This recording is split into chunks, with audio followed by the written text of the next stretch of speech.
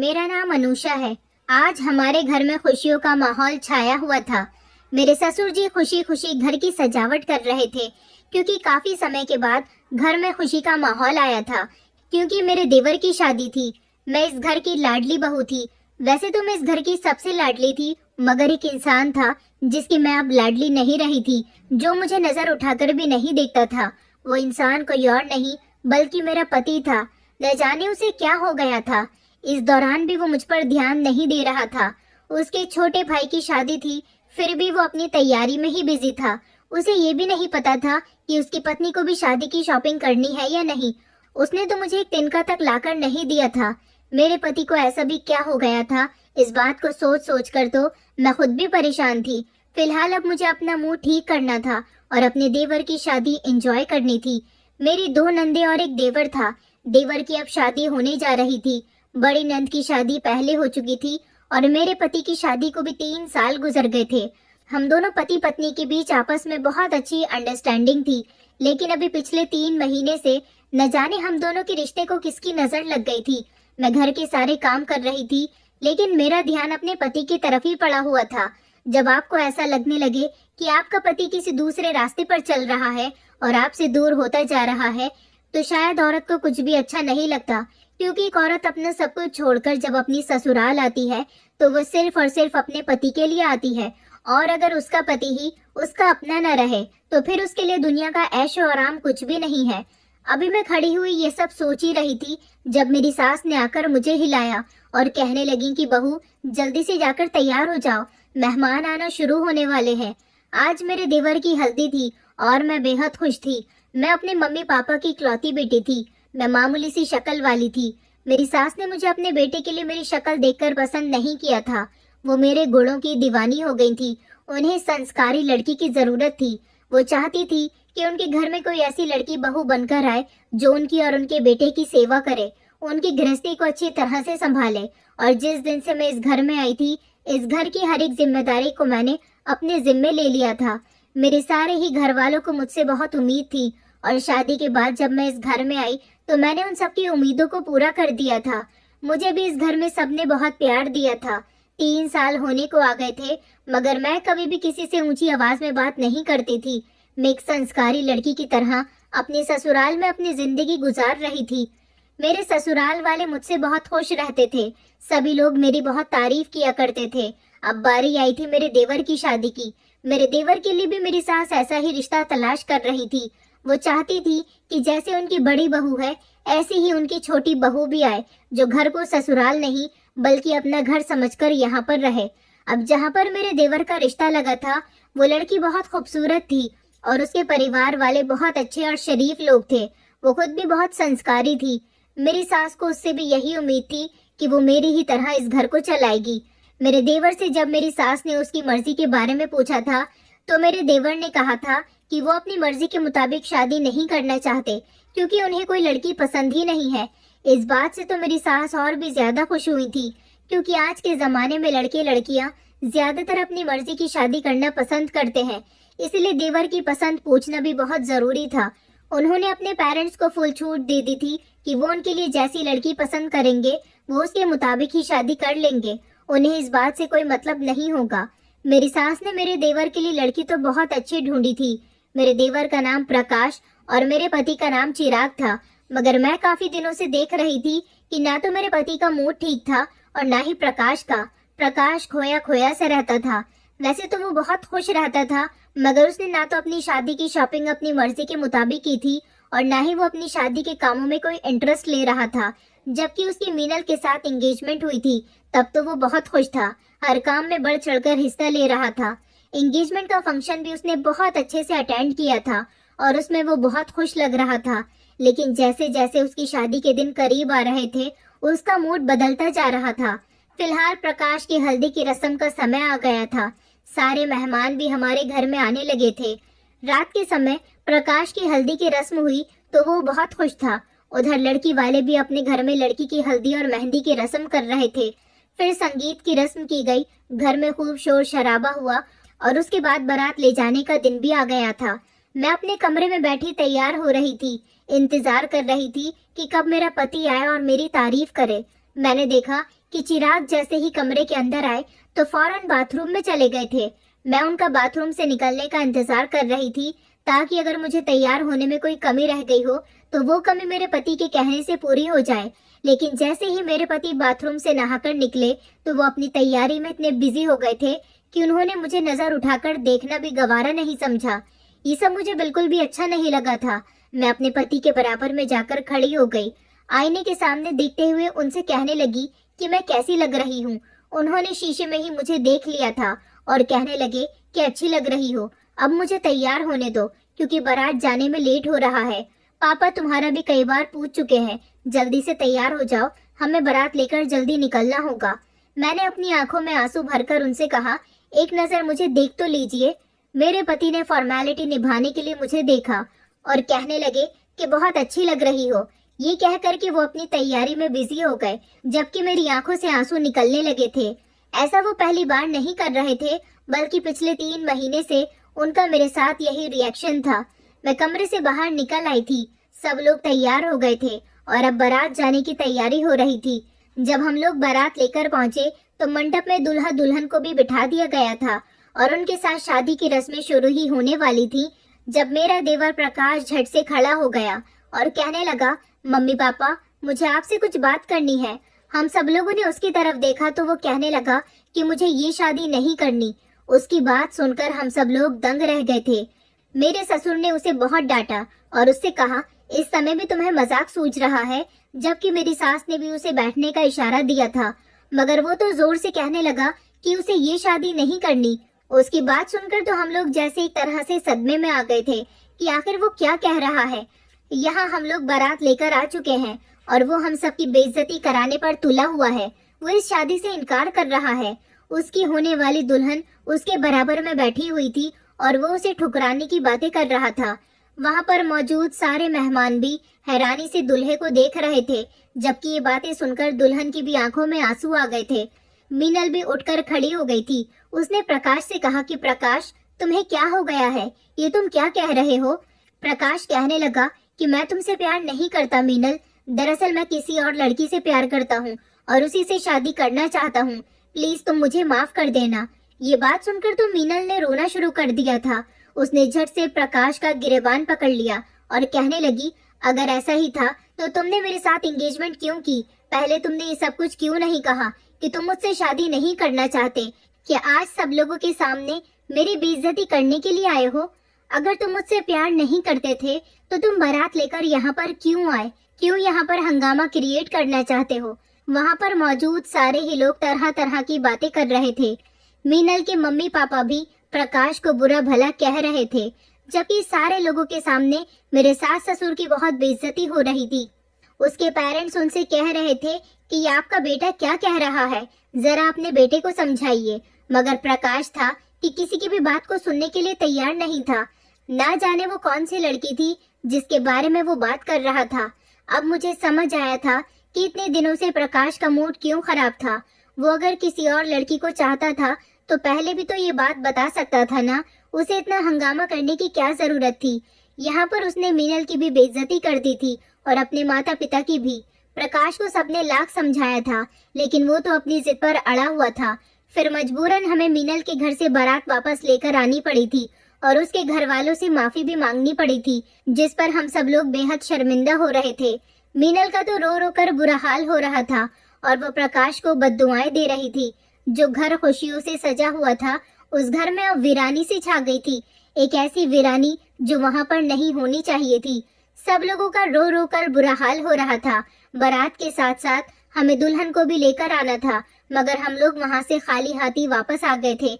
मेरे सास ससुर भी अपने बेटे की जिद के आगे कुछ नहीं कर सके थे। जवान बेटा था, कोई गलत कदम भी उठा सकता था, इसलिए उसने जैसे जिद की उन्होंने मान लिया। यहाँ पर उनकी बहुत बेइज्जती तो हुई थी। इज्जत बेइज्जती के बारे में तो प्रकाश को भी सोचना चाहिए था, मगर उसने कुछ न सोचा। घर वाले जब सब घर आ गए तो बहुत हंगामा हुआ था।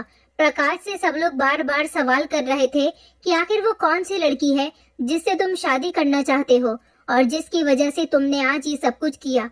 प्रकाश ने बताया कि उसकी एक दोस्त है भूमि, वो उससे शादी करना चाहता है। वो बेहद खूबसूरत है, अगर भूमि उसे ना मिली तो वो मर जाएगा और भूमि के बिना वो अधूरा है। अब ये भूमि कौन थी? पिछले 6 महीने पहले जब उसका रिश्ता तय हुआ था तब तो उसने किसी भूमि का जिक्र नहीं किया था, जबकि उससे पूछा भी गया था कि तुम्हें कोई लड़की पसंद हो तो बता दो, मगर उसने साफ इनकार कर दिया था। यही बात जब मेरी सास ने उससे कही तो उसने कहा कि उस समय भूमि से उसकी मुलाकात नहीं हुई थी। 2 महीने पहले उसकी मुलाकात भूमि से हुई और इन 2 महीने में ही उसे भूमि से बहुत सच्ची वाली मोहब्बत हो गई। वो भूमि के बिना नहीं रह सकता। मेरे पति ने भी प्रकाश को समझाने की कोशिश की थी, मगर वो किसी की नहीं सुन रहा था। अब तो हम बारात वापस भी ला चुके थे। मेरे ससुर को बहुत गुस्सा आ रहा था। वो चाहते थे कि वो प्रकाश को घर से बाहर निकाल दे, मगर ऐसा नहीं हो सकता था क्योंकि मेरे ससुर ने अभी कुछ दिन पहले ही अपना सारा बिजनेस अपने छोटे बेटे के नाम कर दिया था। जी हाँ, आप लोग बिल्कुल सही सुन रहे हैं। उन्होंने अपना सारा बिजनेस अपने छोटे बेटे प्रकाश के नाम कर दिया था, ना कि मेरे पति के नाम। कहने को तो दोनों ही उनके बेटे थे।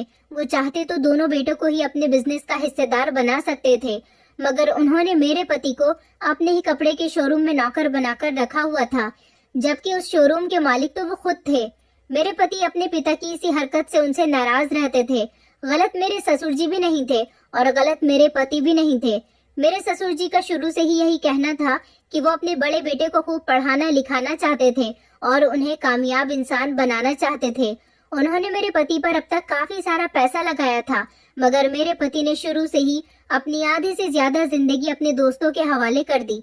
वो हर तरह से बिगड़ गए थे। दोस्तों के साथ अय्याशियां करना, शराब पीना और गलत जगह पैसा बर्बाद करना उनकी जिंदगी का एक अहम हिस्सा बन गया था। लेकिन मेरा देवर शुरू से ही पढ़ाई में बहुत अच्छा था, बल्कि वो तो यूरोप से अपनी पढ़ाई कंप्लीट करके आया था और वो बहुत ही संस्कारी और समझदार भी था। मेरे ससुर ने काफी चाहा कि चिराग उनके बिजनेस में इंटरेस्ट ले, उनके बिजनेस को आगे बढ़ाए, मगर चिराग ने कभी अपने पिता के काम को अहमियत नहीं दी। मेरे ससुर का कारोबार काफी अच्छी तरह से फैला हुआ था। उनके कपड़े का बड़ा सा शोरूम भी था जिस पर वो खुद बैठा करते थे, और जब मेरा देवर कामयाब हुआ तो उन्होंने अपना कपड़े वाला नया बिजनेस अपने छोटे बेटे प्रकाश के नाम कर दिया। मेरे पति को इस बात पर बहुत गुस्सा आया था कि उनको भी बिजनेस में कोई हिस्सा देना चाहिए था, लेकिन उन्होंने अपने कामयाब होते हुए बेटे को अपना सारा बिजनेस सौंप दिया। और मेरे पति, जो कि अभी भी अपने पापा के कपड़े के शोरूम में नौकर की हैसियत से काम कर रहे हैं, अब जब मेरे पति की शादी हो गई और उन्हें धीरे धीरे जिम्मेदारियों का एहसास होने लगा, तब उन्हें पता चला कि पिता का बिजनेस उनके लिए कितनी इम्पोर्टेंस रखता है, जिनकी उन्होंने वक्त रहते अहमियत नहीं की। अब जब वो कामयाब होना चाहते थे तो वो बिजनेस उनके पास नहीं था। अभी भी वो अपने पिता के शोरूम में नौकरी किया करते थे। इस बात पर मेरे पति को बहुत शर्मिंदगी महसूस होती थी और मेरा देवर था कि उसने इतना बड़ा धोखा दिया था कि अब वो शादी करने के लिए इनकार कर रहा था। न जाने ये भूमि कौन सी और कैसे खानदान की थी। सब लोग नाराज होकर अपने अपने कमरे में चले गए थे। मैं भी अपने पति के साथ कमरे में आ गई थी और हम लोग सोने के लिए लेट गए थे। उस रात किसी को भी टेंशन की वजह से नींद नहीं आई थी। घर की सारी सजावट और रौनकें धरी की धरी रह गई थी। अगले दिन हम सब लोग डाइनिंग टेबल पर बैठे नाश्ता कर रहे थे। तभी हमने नोटिस किया कि हमारे साथ प्रकाश मौजूद नहीं है। पापा को गुस्सा आ रहा था, इसलिए उन्होंने कहा कि उसे यहाँ बुलाने की जरूरत नहीं है, उसका नाश्ता उसके कमरे में पहुँचा दिया जाए। पापा की बात सुनने के बाद हम लोग दोबारा से नाश्ता करने में बिजी हो गए थे जब हमने घर के दरवाजे से प्रकाश को आते हुए देखा। इस बार वो घर के अंदर अकेला दाखिल नहीं हुआ था, बल्कि उसके साथ एक लड़की मौजूद थी और उन दोनों के गले में वरमाला थी। उन दोनों को इस हालत में देखकर हम लोग खड़े हो गए थे और हमने अपना नाश्ता भी छोड़ दिया था, जबकि हम सब लोगों को एक जोरदार झटका लगा था। प्रकाश अपनी नजरें झुकाता हुआ हमारे करीब आया और उसने उस लड़की से हम सब लोगों को मिलवाया। उसने कहा कि मैं जिस लड़की की आपसे बात कर रहा था, ये वही लड़की है। इसका नाम भूमि है और मैंने इससे शादी कर ली है। ये बात सुनकर तो जैसे हम सब के पैरों तले से जमीन निकल गई थी। हमें अपनी आंखों पर विश्वास नहीं हो रहा था कि कल जिस लड़की की खातिर इस लड़के ने अपनी शादी से इनकार किया था, आज सुबह सुबह वो इसी लड़की से शादी करके इसे अपनी पत्नी बनाकर घर के अंदर दाखिल हो गया था। और वो लड़की भी बड़े खामोश खड़ी हुई थी। उसने आगे बढ़कर मेरे ससुर जी के पैर छुए तो मेरे ससुर जी पीछे हो गए थे, जबकि मेरी सास ने उसे आशीर्वाद दे दिया था। मेरे ससुर बहुत नाराज हो रहे थे और उन्होंने प्रकाश से अपनी नजरों के सामने से हटने के लिए कहा था, मगर मेरी सास ने उन्हें समझाया और उनसे कहा कि अब तो हमारा बेटा शादी करके इस लड़की को घर ले आया, जो होना था सो हो गया। अब आपको अपना दिल बड़ा करना चाहिए, बेटे को माफ कर देना चाहिए और बहू को स्वीकार कर लेना चाहिए। अब कुछ नहीं हो सकता। मगर मेरे ससुर इस बात पर बिल्कुल भी राजी नहीं थे, बल्कि उन्होंने तो प्रकाश को घर से बाहर निकलने के लिए कहा था। लेकिन वो इस घर से कैसे जा सकता था? वो इस घर का बेटा था। हम सब लोगों ने मिलकर ससुर जी को बहुत समझाया था। वो अभी भी गुस्सा थे और उनका गुस्सा होना ठीक था। प्रकाश ने भी तो सबकी मर्जी के खिलाफ जाकर शादी की थी। फिलहाल भूमि को उसके कमरे में भेज दिया गया था। काफी देर तक हमारे घर में हंगामा चलता रहा। अब जो भी हुआ था, प्रकाश ने सबसे अपने किए की माफी मांग ली थी। वैसे तो भूमि देखने में काफी सुंदर थी, सुशील और संस्कारी भी नजर आ रही थी। बाकी उसका नेचर और बिहेवियर किस तरह का था, ये तो हम में से कोई भी नहीं जानता था। लेकिन प्रकाश ने हमें भरोसा दिलाया था कि वो बहुत अच्छी है। मगर ना जाने क्यों मैं नोटिस कर रही थी कि भूमि के आ जाने से मेरे पति मुझे काफी खुश नजर आ रहे थे। ऐसा शायद सिर्फ इसलिए था क्योंकि उनके भाई को उसकी मोहब्बत मिल गई थी, या फिर कोई और बात थी। फिलहाल मैं घर के कामों में बिजी थी, साथ ही साथ मुझे भूमि का भी ख्याल रखना पड़ता था। मेरी एक नंद थी जिसकी उम्र लगभग 17 साल थी। उसका नाम विद्या था। विद्या वैसे तो अभी पढ़ाई कर रही थी, घर के कामों में उसे कोई इंटरेस्ट नहीं था, लेकिन कभी कभी वो एक दो काम किचन में जाकर कर लिया करती थी। अब उसने अपनी नई भाभी के साथ उठना बैठना ज्यादा शुरू कर दिया था। धीरे धीरे भूमि हमारे घर के माहौल में घुलती चली जा रही थी। हम सब लोग उसे पसंद करने लगे थे। हालांकि पापा अभी भी प्रकाश से नाराज थे। उधर घर के माहौल में प्रकाश की शादी के बाद बहुत बदलाव आ गया था। उसकी पत्नी एक दिन मेरे पास किचन में आई। वैसे तो हम लोगों को उसका बिहेवियर बहुत पसंद आया था, मगर उसके अंदर एक बहुत बड़ी कमी थी। वो ये थी कि वो अपनी मर्जी की मालिक थी। जब मन करता सोकर उठती थी, जब मन करता अपने कमरे में चली जाती थी। प्रकाश भी ज्यादातर अपनी पत्नी के साथ ही कमरे में रहता था। कुछ दिन इसी तरह से गुजर गए तो प्रकाश ने अपना ऑफिस ज्वाइन कर लिया था।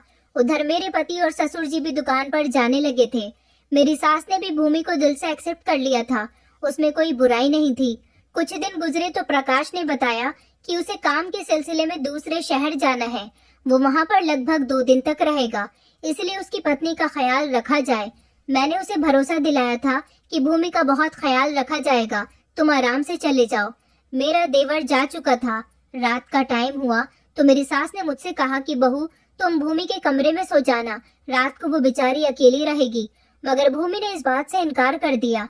हालांकि मैं देख रही थी कि मेरे पति भी इस बात से इनकार कर रहे थे कि तुम अपने कमरे में ही सो जाओ, भूमि को अकेला रहने दो। भला ये उसका अपना घर है और अब प्रकाश का आना जाना तो काम काज के लिए लगा ही रहेगा। ऐसे तुम कब तक उसके कमरे में सोती रहोगी? अब भूमि को भी इस बात से कोई दिक्कत नहीं थी, इसीलिए मैं अपने कमरे में आकर सो गई थी। रात के लगभग 3:30 बज रहे थे जब अचानक मेरी आंख खुल गई। मैंने देखा कि मेरे पति बिस्तर पर मौजूद नहीं है। मैं घबराई कि इस समय वो आखिर कहाँ चले गए। मैं अपने पति को कमरे के अंदर तलाश करने लगी, मगर वो मुझे कहीं नजर नहीं आए। तो फिर मैं कमरे से बाहर निकलकर उन्हें ढूंढने लगी। मैंने देखा कि अचानक मेरे पीछे चिराग खड़े हुए थे। मैं उन्हें देखकर घबरा गई। मैंने उनसे कहा कि आप कहाँ चले गए थे? तो वो कहने लगे कि नहीं, एक इम्पोर्टेंट कॉल आई थी, उस पर बात करने के लिए गया था। कमरे में बात करता तो तुम्हारी नींद खराब हो जाती। मैंने कहा मगर इतनी रात को कॉल? तो वो कहने लगे कि हाँ, एक कस्टमर की कॉल थी, सुबह तक उसे एक साड़ी चाहिए थी। मैंने उनकी बात पर यकीन कर लिया था, मगर जैसे ही मैं कमरे के अंदर आई, मेरी नजर तकिए के पास रखे उनके मोबाइल पर पड़ी थी। ये मोबाइल मेरे पति का था, जबकि वो तो मेरे पीछे पीछे कमरे के अंदर दाखिल हो रहे थे। मैंने इस बात पर कुछ नहीं कहा था और मैं खामोशी से अपने बिस्तर पर जाकर लेट गई थी। सारी रात मुझे इसी टेंशन में नींद नहीं आई थी कि मेरे पति ने मुझसे झूठ क्यों बोला। आखिर वो कमरे से निकलकर रात के इस समय कहाँ गए थे? दिन निकला तो मेरे पति दुकान के लिए चले गए थे। सुबह के 11 बज रहे थे और मेरी देवरानी अभी तक सोई हुई थी। हमारे यहाँ सब लोग सुबह के 7 बजे तक जाग जाते थे, लेकिन भूमि ने अभी तक अपना रूटीन नहीं बदला था। मैं उसके कमरे में नाश्ता लेकर चली गई। मैंने उसे आवाज लगाई तो वो मेरी एक ही आवाज पर जाग गई थी। मैंने उससे कहा कि उठ जाओ और जल्दी से फ्रेश होकर नाश्ता कर लो। मेरी देवरानी बिस्तर से उतरकर मुझे थैंक यू भाभी कहती हुई बाथरूम की तरफ चली गई थी। मैं साइड टेबल पर नाश्ते की ट्रे रखकर कमरे से बाहर जाने के लिए कदम बढ़ा ही रही थी जब अचानक मेरी नजर जमीन पर पड़े हुए बटन पर पड़ी। मैंने उस बटन को उठाया तो ये देखकर मुझे बड़ी हैरानी हुई थी कि ये बटन तो मेरे पति के उस कुर्ते का बटन था जो उन्होंने रात पहना हुआ था। मैं झट से अपने बाथरूम में आई जहाँ पर मेरे पति का रात वाला कुर्ता पड़ा हुआ था। मैंने उस कुर्ते से बटन को मैच किया तो ये बटन इसी कुर्ते का था। इसका मतलब मेरे पति रात के समय भूमि के कमरे में गए थे। मुझे इस बात से बेहद अफसोस हुआ था और मेरा दिमाग ना जाने क्या क्या सोचने पर मजबूर हो रहा था। आखिर रात के समय मेरे पति का भूमि के कमरे में जाने का क्या मतलब बनता था। फिलहाल मैंने इस बारे में किसी को कुछ नहीं बताया। दोपहर का टाइम था जब मैं किचन में खड़ी खाना बना रही थी। भूमि किचन में आई और मुझसे कहने लगी कि भाभी क्या बना रही हो। फिर मैंने उसे बताया कि अरहर की दाल चावल और सब्जी बन रही है। मैंने उससे कहा कि तुम्हें क्या पसंद है, तो उसने मुझे बताया कि उसे गोभी के पराठे बहुत पसंद है। फिर मैंने बातों ही बातों में उससे उसके परिवार के बारे में पूछा। न जाने क्यों इस सवाल पर वो थोड़ी कंफ्यूज हो गई थी। मैंने कहा, क्या हुआ, तुम इतनी सोच सोच कर मुझे जवाब क्यों दे रही हो। वो घबरा गई और कहने लगी कि दरअसल जब से मेरी प्रकाश के साथ शादी हुई है, मेरे माता पिता ने मुझसे सारे संबंध खत्म कर दिए हैं। मैंने कहा, जब यहाँ के सब लोगों ने तुम्हें एक्सेप्ट कर लिया तो तुम्हारे पेरेंट्स को भी अब सारी बातें खत्म कर देनी चाहिए। आखिरकार तुम अच्छे परिवार में आ गई हो, किसी गलत जगह तो तुमने शादी नहीं की है ना। तुम्हारे घर में कौन कौन है। इस बात पर उसने बताया कि उसके माता पिता हैं और 2 छोटी बहनें हैं। उसका कोई भाई भी नहीं है। उसी समय मेरी सास आ गई और फिर उन्होंने भूमि से कहा कि तुम भी घर के कामकाज किया करो और अपनी जेठानी के साथ काम में हाथ बटाया करो। मेरी देवरानी ने उनसे जी मम्मी जी कहा और वो मेरे साथ किचन में खाना बनाने लग गई थी, मगर उससे कोई भी काम नहीं आता था और वो हर काम मुझसे पूछ पूछ कर रही थी। शाम को जब मेरे पति घर आए थे, मैंने देखा कि वो बहुत खुश नजर आ रहे थे। मैंने कहा, क्या हुआ, आजकल आप बहुत ज्यादा खुश नजर आने लगे हैं। मैं ये बात अपने पति के करीब जाकर कह रही थी। मैंने उनके कंधे पर अपना हाथ रख लिया था और उन्होंने झट से अपने कंधे से मेरा हाथ हटाया और कहने लगे कि मुझे कुछ काम है, मैं अभी किसी काम से जा रहा हूँ।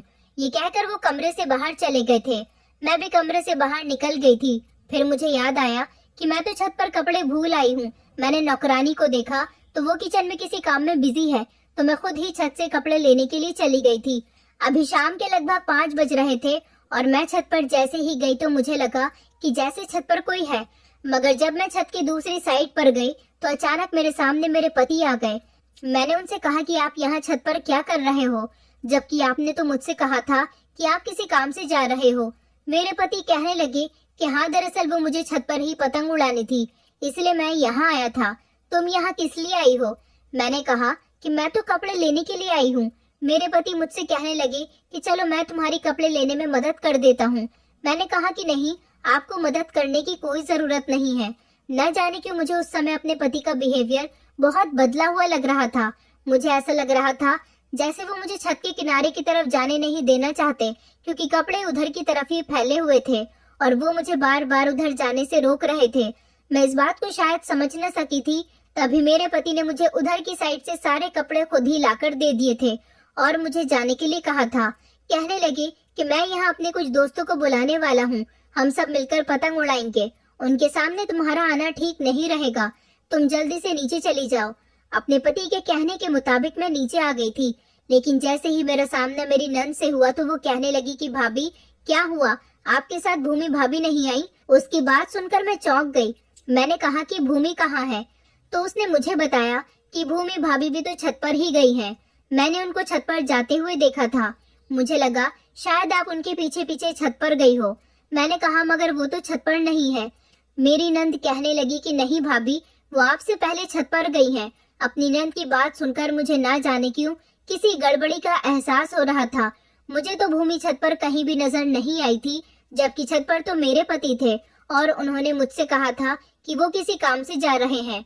मुझे ऐसा लग रहा था जैसे मेरे पति और मेरी देवरानी मिलकर कोई खेल रचा रहे हैं। वैसे तो मुझे ऐसा नहीं सोचना चाहिए था, मगर मैं ये सब सोचने पर मजबूर हो रही थी, क्योंकि उस दिन मेरी देवरानी के कमरे में मेरे पति के कुर्ते का बटन मिलना और मेरे पति का मुझे एक कॉल को लेकर झूठ बोलना, यहाँ तक कि जिस दिन से मेरी देवरानी इस घर में आई थी, मेरे पति घर में बहुत ज्यादा रुकने लगे थे। वरना पहले तो वो ज्यादातर घर से बाहर ही रहते थे और मुझे वो पहले से ज्यादा खुश नजर आने लगे थे।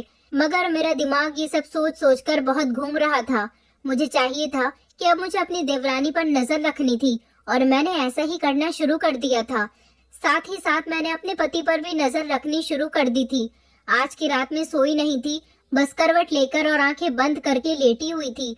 रात के लगभग 3 बजे का समय था जब मेरे पति धीरे धीरे बिस्तर से उठने लगे। न जाने वो कहाँ जा रहे थे। वो कमरे से उठे और कमरे से बाहर चले गए थे। मैं भी धीमे धीमे उठी और ये देखने कमरे से बाहर चली गई कि आखिर वो जाते कहाँ पर हैं। मैं कमरे से बाहर निकली तो मैंने अपने पति को अपनी देवरानी के कमरे के अंदर जाते हुए देखा, तो मुझे एक जोरदार झटका लगा था कि आखिर ये इस समय इसके कमरे में क्यों जा रहे हैं। मैं आगे बढ़ना चाहती थी और देखना चाहती थी कि आखिर ये दोनों कमरे के अंदर क्या करते हैं। मैं चाहती तो उन दोनों को उसी समय रंगे हाथों पकड़ सकती थी, मगर मैं ऐसा नहीं कर सकती थी क्योंकि मैं अपने पति से बहुत प्यार करती थी। पहले ही वो अपने घर वालों की नजरों में काफी गिर चुके थे। मैं उनको और नहीं गिराना चाहती थी, लेकिन गुस्सा तो मुझे अपनी देवरानी पर आ रहा था। मैं उल्टे पैरों वापस अपने कमरे में आ गई थी और बहुत रोई थी। अब जैसे जैसे मैं अपने पति और अपनी देवरानी पर नजर रखती, मुझे उनकी हकीकत के बारे में पता चलता जा रहा था। अब मुझे अपने पति के बिहेवियर के बदलाव का पता चला था। मुझे अपने देवर के घर आने का इंतजार था। मैंने सोचा था कि जब वो यहाँ आएंगे तो मैं उसे उसकी पत्नी के बारे में बता दूंगी कि वो अपने जेठ पर नजर डाल रही है, ताकि इस तरह मेरा देवर अपना भी घर बचा सके और मेरा भी, क्योंकि ये काम समझदारी से और खामोशी से ही हो सकता था। तभी हम दोनों का घर बन सकता था। अगर घर में ये बात किसी को पता चल गई तो इस घर में ना तो मेरे पति की इज्जत रहती और ना ही मेरी देवरानी की। अगले दिन मैंने अपने पति को किसी से फोन पर बातें करते हुए सुना था। वो किसी से कह रहे थे कि अब की बार बहुत जल्द ही ये काम हो जाएगा और फिर हमारी लाइफ सेट हो जाएगी। ये तो मैं समझ नहीं पाई थी कि वो किससे बात कर रहे हैं, लेकिन एक बात थी जिसे सुनकर मैं परेशान हो गई थी। मेरे पति ने फोन पर बात करने वाले इंसान से कहा था कि अब वो यहाँ कभी दोबारा वापस नहीं आना चाहिए। उसकी बहुत अच्छे से खातिरदारी करना, और हाँ, याद रखना कि जब मैं तुम्हें कॉल करूँ तभी उसकी जान जानी चाहिए, क्योंकि अभी हम उसे कुछ दिन तक तड़पाना चाहते हैं। ये बात सुनकर तो मैं खुद पर काबू न रख सकी थी। आखिर मेरे पति किसकी जान जाने की बात कर रहे थे। जैसे ही मैं अपने पति के करीब गई तो मेरे पति ने चौंक कर मुझे देखा और उन्होंने घबराकर फोन बंद कर दिया था। वो मुझसे कहने लगी कि तुम यहाँ पर क्या कर रही हो।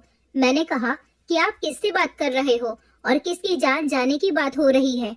मेरे पति कहने लगे कि नहीं नहीं, किसी की जान जाने की बात नहीं हो रही, बस मैं काम के सिलसिले में किसी से कुछ बात कर रहा था।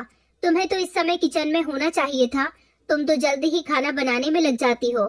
मैंने कहा आप सही कह रहे हो, मैंने सोचा आज मैं आपकी पसंद का खाना बना लेती हूँ, इसीलिए आपसे पूछने के लिए आई थी। मेरे पति ने कहा कि आज मैं बाहर खाना खाऊंगा अपने दोस्तों के साथ, तुम्हें परेशान होने की जरूरत नहीं है। मैंने अपने पति से कहा कि आखिर आपको हो क्या गया है, कितना समय हो गया, आप ना तो मेरे पास बैठकर बातें करते हो और ना ही मुझे कहीं बाहर लेकर जाते हो। मेरे पति कहने लगे कि तुम्हें जो भी लगता है वो तुम्हारी गलतफहमी है। अब मैं काम में इतना बिजी रहता हूँ तो तुम्हें कहीं ले जाने का और तुमसे बात करने का मेरे पास समय नहीं है। ये कहकर वो कमरे से निकल गए थे। मुझे अपनी देवरानी पर बेहद गुस्सा आ रहा था। मेरे पति पहले ऐसे नहीं थे। ना जाने क्यों मेरी देवरानी मेरा घर खराब करने पर तुली हुई थी। मेरा तो उससे बात करने का भी मन नहीं करता था। जब से मैंने अपने पति को उसके कमरे में जाते हुए देखा था, तभी से वो मुझे बुरी लगने लगी थी।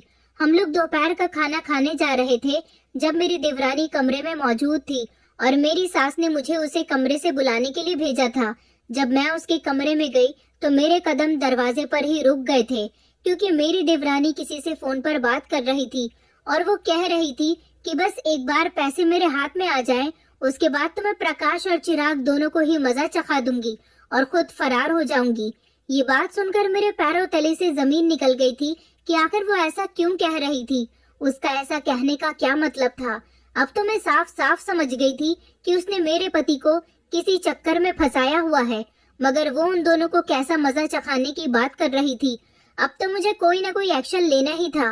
मैं भूमि की तरफ से बहुत परेशान रहने लगी थी। उसके इरादे मुझे ठीक नहीं लग रहे थे। घर वालों को मैं उसकी हरकतों के बारे में किस तरह से बताती। अभी तो मुझे उसकी पूरी प्लानिंग और उसकी नियत के बारे में कुछ नहीं पता था। मेरे पति और ये भूमि न जाने क्या कर रहे थे। भूमि को मैं कुछ और बातें करते हुए सुन रही थी, जबकि मैंने चिराग को कुछ और बातें करते हुए सुना था। मगर सोचने वाली बात ये थी कि प्रकाश अभी तक घर वापस नहीं आया था, जबकि वो तो काम के सिलसिले में 2 दिन के लिए घर से बाहर गया था। अब की बार उसे काफी दिन हो गए थे। हम लोग भी उसके लिए परेशान हो रहे थे। मम्मी ने बताया था कि वो उनकी कॉल भी रिसीव नहीं कर रहा, कल से उसे कॉल कर रही है, मगर उसका तो कुछ अता पता ही नहीं है। प्रकाश के दोस्तों से भी उसके बारे में पूछ लिया गया, मगर किसी को कुछ नहीं पता था। हमारे घर में इस बात से हंगामा हो गया था। भूमि का रो रो कर बुरा हाल हो गया था कि ना जाने प्रकाश कहाँ चला गया था। मेरे ससुर तो बहुत परेशान हो रहे थे, जबकि मेरे पति भी घर आ गए थे। सब लोग बस यही जानना चाहते थे कि आखिर प्रकाश घर पर क्यों नहीं आया और उसका फोन नंबर क्यों नहीं लग रहा। सुबह से लेकर रात तक हम लोग बहुत परेशान रहे थे, क्योंकि जिस दिन प्रकाश को आना था उस दिन वो नहीं आया था और भूमि ने रोना शुरू कर दिया था। उसके रोने से मुझे ऐसा लग रहा था जैसे वो सब कुछ जानती है और सिर्फ नाटक कर रही है, मगर मुझे कुछ भी करके सच्चाई का पता लगाना था। मैंने अपने पति और भूमि पर कड़ी नजर रखी हुई थी। मेरे ससुर ने वहाँ भी फोन कर लिया था जहाँ पर मेरा देवर गया हुआ था। उन लोगों का कहना था कि प्रकाश वहाँ से सही टाइमिंग पर निकल गया था। वो यहाँ क्यों नहीं पहुँचा ये बात वो लोग नहीं जानते। मेरे ससुर चाहते थे कि वो पुलिस में कंप्लेंट दर्ज करें, मगर मेरे पति ने उन्हें रोक दिया था कि अभी हमें पुलिस को इस मामले में नहीं डालना चाहिए, अभी हमें 2-3 दिन और इंतजार कर लेना चाहिए। मगर अगला दिन निकला तो मेरे ससुर जी के नंबर पर एक नए नंबर से कॉल आई थी। मेरे ससुर जी ने जैसे ही उस कॉल को अटेंड किया तो कॉल पर बोलने वाले इंसान का कहना था कि प्रकाश उसके कब्जे में है और तुम लोगों को अपना बेटा अगर सही सलामत चाहिए तो मुझे 50 लाख रुपए देने होंगे। ये बात सुनकर तो हम सब लोगों के होश उड़ गए थे। मेरी सास का तो रो रो कर बुरा हाल हो रहा था। मेरी सास का कहना था कि घर में जितने भी जेवर रुपया पैसा रखा हुआ है सब देकर मेरे बेटे को छुड़ा लाओ, मुझे मेरा बेटा चाहिए।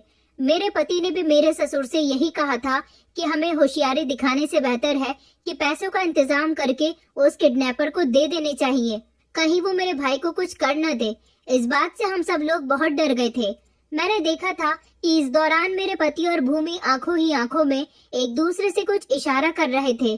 किडनैपर ने मेरे ससुर को कॉल करके एक एड्रेस बताया था और कहा था कि पैसे बैग में करके वहां पर छोड़ देना और पुलिस को लाने की होशियारी मत दिखाना।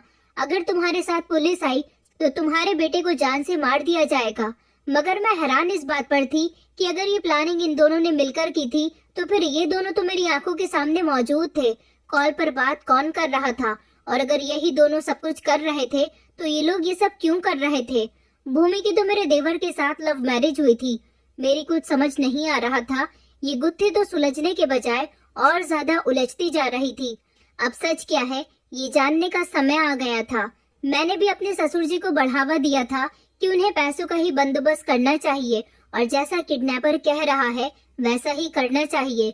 मेरे ससुर जी के लिए बेटे से बढ़कर कुछ भी नहीं था, इसीलिए उन्होंने पैसों का इंतजाम कर लिया था और जो एड्रेस किडनैपर ने बताया था वो इस एड्रेस पर पैसे रखने के लिए चले गए थे। घर में सब लोग ये सोच रहे थे कि आखिर हमारी दुश्मनी किससे हो सकती है, कौन ये काम कर सकता है। भले ही मेरे सास ससुर और मेरे पति इस बात से अनजान थे, मगर घर में क्या हो रहा था ये बात मैं अच्छी तरह से जानती थी। इसलिए मैंने भी एक जाल बिछाया था। इसके बारे में मैं अभी आप लोगों को नहीं बताऊंगी। अभी फिलहाल मेरी कड़ी नजर मेरे पति और देवरानी पर थी, जबकि मैं अपने देवर की सलामती की प्रार्थनाएं कर रही थी। मेरे ससुर जी ने सारे पैसे एक बैग में डाल लिए और जब वो उस बैग को किडनैपर के बताए हुए एड्रेस पर छोड़ आए थे और फिर वहां से वो खामोशी से घर आ गए थे। किडनैपर्स ने उनसे कहा था कि पैसे देने के अगले ही दिन तुम्हारा बेटा सही सलामत घर वापस आ जाएगा। वो हमारे घर आता या नहीं ये तो मैं नहीं जानती थी, लेकिन इतना जरूर जानती थी कि अब सारी सच्चाई खुलकर आने वाली है।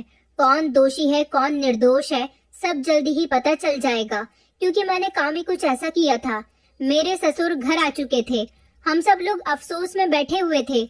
मेरे ससुर जी को घर आए हुए लगभग 1 घंटा गुजर गया था जब मेरे मोबाइल पर कॉल आई। इस कॉल का मुझे बेसब्री से इंतजार था। ये कॉल कहीं और से नहीं बल्कि पुलिस स्टेशन से आई थी। मैं फौरन ही अपने सास ससुर को पुलिस स्टेशन लेकर चली गई और वहाँ पर हम लोग जैसे ही पहुँचे तो सामने का नजारा देखकर हम सब की आंखें फटी की फटी रह गई थी, क्योंकि पुलिस ने जिन अपराधियों को पकड़ा था वो अपराधी कोई और नहीं बल्कि मेरी देवरानी भूमि और मेरे पति चिराग थे, क्योंकि जिस समय मेरे ससुर जी किडनैपर को पैसे देने के लिए गए थे, उस समय भूमि और मेरे पति घर में मौजूद नहीं थे। वो दोनों मेरे ससुर जी के वहां जाने के बाद घर के पीछे के दरवाजे से अपनी मंजिल पर पहुंच गए थे। मेरी सास और घर के पास ही सब लोग रोने धोने में लग रहे थे, इसीलिए किसी ने उन पर ज्यादा ध्यान नहीं दिया था कि वो दोनों उस समय घर से गायब हैं और इन लोगों ने ही मेरे देवर का किडनैप किया था। पुलिस के सामने उन लोगों ने हमें सारी सच्चाई बता दी थी। दरअसल मुझे मेरे देवर के गायब होने पर अपनी देवरानी और अपने पति पर शक था, क्योंकि जब से मैंने उन दोनों को फोन पर एक जैसी ही बातें करते हुए सुना था, तब से मुझे किसी बड़ी गड़बड़ी का एहसास हो गया था। और जब मेरा देवर गायब हुआ तो इस बात का पक्का यकीन हो गया था कि इस काम में जरूर ये दोनों शामिल हैं। मेरे ससुर जब पैसों का इंतजाम कर रहे थे और उन्होंने वो सारे पैसे बैग में भर लिए थे, तब मैंने एक मोबाइल खामोशी से इस पैसों से भरे बैग के अंदर डाल दिया था, ताकि ये मोबाइल बैग के साथ किडनैपर के पास पहुंचे और पुलिस वाले इसे आसानी से ट्रैक कर सके। जब ये बैग सही अपराधियों के पास पहुंचा तो पुलिस ने उन्हें किडनैप कर लिया और पुलिस को मैं पहले ही कॉल करके अपने घर में होने वाले पूरे इस वाकये की खबर सुना चुकी थी। इसीलिए पुलिस ने मौके पर पहुंचकर मेरे पति और देवरानी को अरेस्ट कर लिया था, क्योंकि वो दोनों मेरे ससुर जी के जाने के बाद पैसों से भरे बैग को अपने हाथों में ले चुके थे। अब मैं आपको ये बताती हूँ कि इन दोनों ने ऐसा क्यों किया। आपको याद होगा कि शुरू की कहानी में मैंने आप लोगों को बताया था कि मेरे पति का बिहेवियर मेरे साथ बिल्कुल भी ठीक नहीं रहता था। दरअसल पिछले 6 महीने से मेरे पति का अफेयर भूमि नाम की लड़की के साथ चल रहा था। मेरे पति इस बात से बहुत परेशान रहते थे कि उनके पापा उन्हें घर में कोई अहमियत नहीं देते। उन्होंने अपने छोटे बेटे को बिजनेस करवा दिया, जबकि बड़े बेटे को अभी भी नौकर बनाकर रखा हुआ है। जब मेरे पति ने भूमि को अपनी परेशानी के बारे में बताया तो भूमि ने कहा कि वो उनका साथ देगी, वो प्रकाश से उसका बिजनेस चिराग को दिलवाने में उनकी मदद करेगी। मेरे पति इस लड़की के अफेयर में थे और इससे चुपके चुपके मुलाकातें भी करते थे। ये लड़की बहुत शातिर थी। ये एक ऐसी लड़की थी जो लड़कों को दौलत के लिए अपने प्यार के जाल में फंसाती थी। इसे फायदा तो मेरे देवर से ही था, मगर इसने मोहरा मेरे पति को बनाया था। पहले इसने मेरे पति को अपने प्यार के जाल में फंसाया और फिर उसके दिलो दिमाग में इस बात का लालच भर दिया कि वो अपने भाई से गद्दारी करे और इस तरह सारे पैसे उसके हो जाएंगे, मगर इसके लिए उसे उसकी पत्नी बनना होगा। मेरे देवर का रिश्ता लग चुका था, वो अपनी होने वाली पत्नी से मोहब्बत करने लगा था, लेकिन भूमि ने काम से लड़की बनकर प्रकाश पर भी डोरे डालने शुरू कर दिए और इस तरह प्रकाश को अपनी मोहब्बत के जाल में फंसा लिया। वो उसका इतना दीवाना हो चुका था कि उसने घर वालों के खिलाफ जाकर भूमि से शादी कर ली और जब भूमि घर में आई तो उसने अपने अच्छे बिहेवियर से सब लोगों का दिल जीत लिया। और उसके बाद जब प्रकाश काम के सिलसिले में घर से बाहर गया तो उसने अपने साथियों के साथ मिलकर मेरे देवर को किडनैप करवा लिया। इधर ये लोग प्रकाश के पीछे आपस में मुलाकात किया करते थे, क्योंकि चिराग और भूमि एक जैसी ही प्लानिंग कर रहे थे, मगर वो लोग ये नहीं जानते थे कि मैं धीरे धीरे उनकी चालाकी को समझ रही थी और उन दोनों को फोन पर बातें करते हुए भी सुन चुकी थी। उन किडनैपर्स ने उसको किडनैप कर लिया, मगर प्रकाश को पता चल गया कि उसको किडनैप करवाने वाला कोई और नहीं बल्कि उसकी पत्नी और उसका बड़ा भाई है। भूमि ने जबरदस्ती प्रकाश से उसके बिजनेस पेपर्स पर साइन लिए ताकि वो सारा बिजनेस चिराग का हो सके, लेकिन अभी उन दोनों के मन का लालच खत्म नहीं हुआ था। उन दोनों ने एक और प्लानिंग की। अब वो लोग जान चुके थे कि प्रकाश उन दोनों की सारी सच्चाई जान चुका है, इसलिए वो प्रकाश को जिंदा नहीं छोड़ सकते थे। लेकिन उससे पहले उन्होंने अपने साथी से मेरे ससुर को कॉल करवाकर कहा था कि उनका बेटा उनके पास किडनैप है और उन्हें पैसों की जरूरत है। इस तरह मेरे ससुर जब उसे पैसे देने के लिए गए तो मैंने उसमें मोबाइल डाल दिया था और मोबाइल के जरिए पुलिस ने उन लोगों को पकड़ लिया। भूमि बहुत शातिर लड़की थी। वो इधर मेरे पति को अपने प्यार के जाल में फंसाए हुए थी, उधर उसने मेरे पति के दिल में भी उसके भाई के खिलाफ लालच भर दिया था।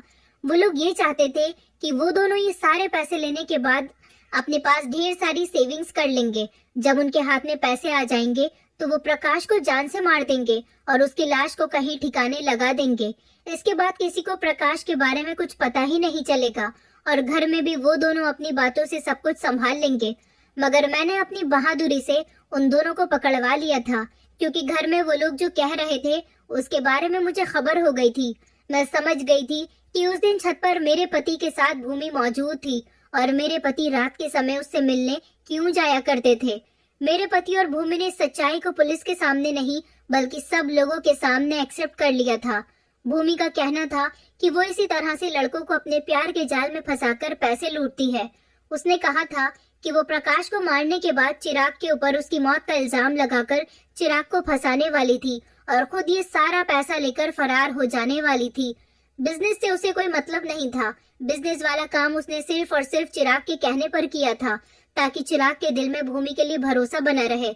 मगर वो किडनैपिंग के पैसे लेकर अपने साथियों के साथ फरार हो जाना चाहती थी और इधर वो मेरे पति को भी धोखा देना चाहती थी। मेरे पति जो कि अब पुलिस के पास थे, उन लोगों ने बता दिया था कि उन्होंने प्रकाश को कहां पर कैद करके रखा हुआ था। हमारे ही शहर में एक छोटा सा फ्लैट था जहां पर उन दोनों ने प्रकाश को कैद करके रखा हुआ था। प्रकाश बहुत गंभीर हालत में वहां से मिला था। भूमि के साथ जितने भी साथी थे उन सबको भी अरेस्ट कर लिया गया था और उन सब ने भी अपने अपने बयान दे दिए थे। प्रकाश को अस्पताल में एडमिट कराया गया था क्योंकि पेपर्स पर साइन करने के बाद प्रकाश के साथ मारपीट की गई थी। होश में आने के बाद प्रकाश ने सारी बात बता दी थी और इस तरह मेरे पति और मेरी देवरानी को जेल हो गई थी। मेरे सास ससुर ने मुझे बहुत प्यार किया और उन्होंने कहा कि आज तुम्हारी वजह से प्रकाश की जान बच चुकी है, जबकि उन्होंने अपने बेटे को बुरा भला कहा था जिसने अपने ही छोटे भाई के साथ ऐसा किया। प्रकाश तो बच गया था मगर मेरा सुहाग जेल की सलाखों के पीछे चला गया था। मैं क्या करती, एक ऐसा इंसान जो दूसरी औरत की मोहब्बत में पड़ गया था, यहाँ तक कि उसकी आंखों पर लालच की पट्टी बंध गई थी। लालच की आड़ में उसे कुछ भी दिखाई नहीं दे रहा था। आज वो ये सब कुछ कर रहा था, कल को कुछ और भी कर सकता था, इसीलिए उसे रोकना बहुत जरूरी था। मेरे पति ने मुझसे रो रो कर माफी मांगी थी मगर मैंने अपने पति को माफ नहीं किया क्योंकि वो मेरे साथ भी बेवफाई कर रहा था। मैंने कभी उस पर इल्जाम नहीं लगाया, कभी भी उसे किसी बात के लिए रोका टोका नहीं, मगर उसने मेरी वफा का अच्छा सिला नहीं दिया। उसे ये सजा जरूर मिलनी चाहिए थी। उधर मेरे देवर को भी बहुत अफसोस था कि उसने एक शरीफ लड़की को ठुकराकर भूमि जैसी लड़की से अपने माता पिता के खिलाफ जाकर शादी की थी। शायद इसीलिए उसके साथ ये सब कुछ हुआ। फिलहाल जो होता है अच्छे के लिए ही होता है। हम दोनों का घर उजड़ चुका था, शायद ये अच्छे के लिए ही हुआ था। आप लोग मुझे बताइए कि मैंने अपने पति के साथ ठीक किया या नहीं। दोस्तों, उम्मीद करती हूँ आपको हमारी कहानी पसंद आई होगी। कहानी पसंद आई है तो वीडियो को लाइक करें, चैनल पर नए हैं तो चैनल को सब्सक्राइब करें और हाँ, नोटिफिकेशन बेल को जरूर दबाएं ताकि अगली अपडेट सबसे पहले आपको मिले।